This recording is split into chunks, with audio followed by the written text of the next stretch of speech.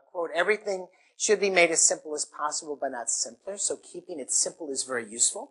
That's not the same as dumbing it down. You don't want to dumb it down. You want to explain it. And if you can't explain it in simple words, you don't know what you need to talk about, or it's simply too long. You're going to have to do it and divide it up and not explain everything that you want to do. And that's why it's simplifying things, or outlining, using the rule of three and making it kind of interesting and permanent. And this is a graph, an example of a graph that's, you look at it and go, what is this graph?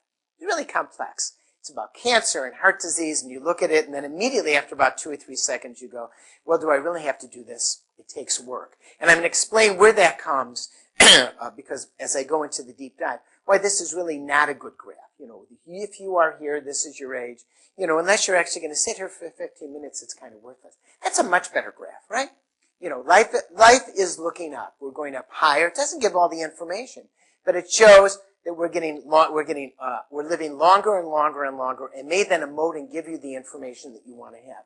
So the simplification of data is key in how you're going to actually craft your message. Cartoony graphs are much better. Again, that's an awful graph. That's a good graph. I mean, this is a good graph if you're going to sit down with a bunch of other intellectual people who are interested. But if you're sitting down with patients, you want something that looks more like